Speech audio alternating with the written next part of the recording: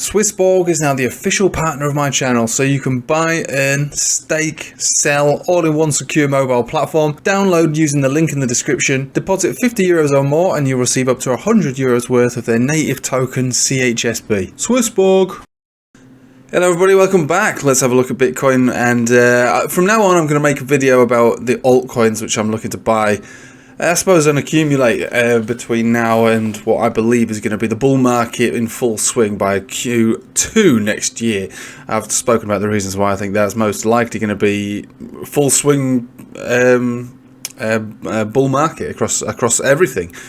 But until then, further downside, or at least sideways and down, or sideways and up, but just basically sideways. We'll call it accumulation with a potential capitulation event in between and knocking everything down by maybe as much as 50%.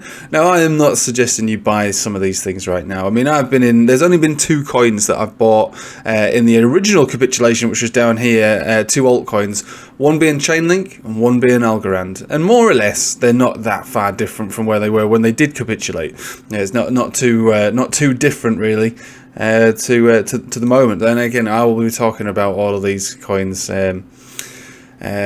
each day, but I'm not suggesting you go ahead and buy them. Algorand is actually pumping pretty well. Same with XRP. Something's going on with the old CBDC contenders right now. How interesting, as the world currencies collapse. Right, so let's focus on Bitcoin, which isn't this supposed to be the world currency or something? Someone told me that down the line. Never mind, it is what it is. So yeah, we're having a fine reaction down from this again, back down to the bottom range really. I mean, if we think about what reaction we had down here last time, it was pretty hard and aggressive. Again, we're not looking at this to do the same kind of thing, although it is possible.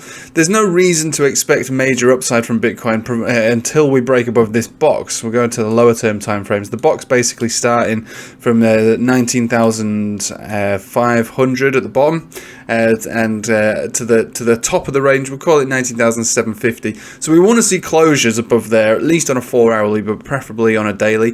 Get closures on there, then we'd be looking for upside and probably continuation from the upside, maybe even taking out these previous highs. Because remember, Bitcoin was doing reasonably well for itself. The thing that brought it down was the same thing that brought all markets down, which was the core inflation report, suggesting that actually maybe inflation isn't particularly under control.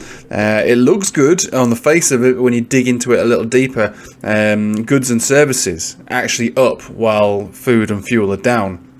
And that's fine, overall, because generally it's down, but the fear is that food and fuel could quite easily go up because they're very volatile. They're subject to oil prices, and as we all know, oil prices are pretty volatile, and my expectation is that it will go up, which is kind of scary for those who are trying to crunch those CPI numbers, because they were like, well, we've had an increase in goods and services and a decrease in food and fuel, but food and fuel is the more volatile of the two, and it does kind of want to go back up again, so let's just got to be a little careful about what's going on over here. So anyway, that's what brought this down, but other than that, it was trending quite well. It was doing okay for itself, as were general markets overall. So yeah, here we go. So we're seeing what this bounce can materialize. On the 4-hourly, yeah, we're above the 10 exponential. We've got our 21, which is hanging around at around 19,150, more or less.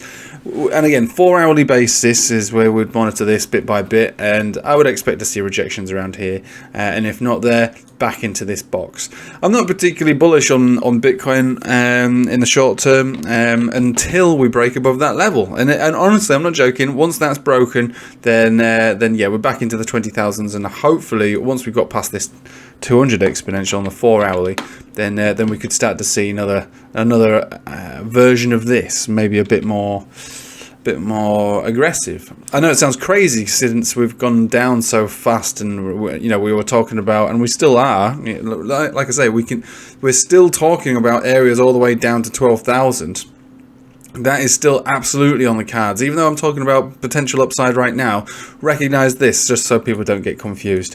The criteria is we need to be above this box to then expect much higher.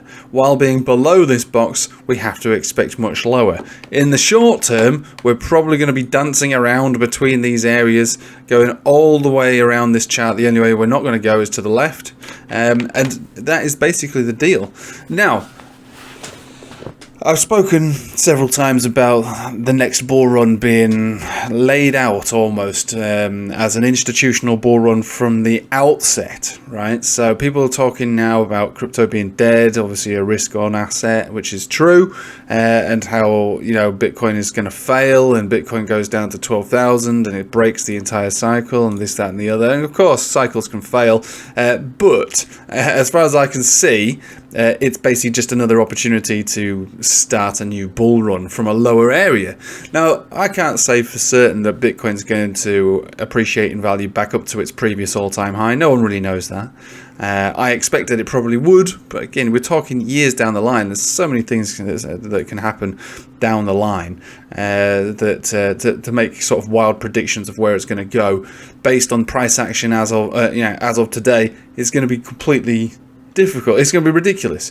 But I've said it loads of times, and this is why I'm going to start making these videos now outside of the ones that I've made about exchange tokens, to which I'm extremely bullish on all the exchange tokens. Well, to say all of them is kind of silly, but I made a video about them the other day.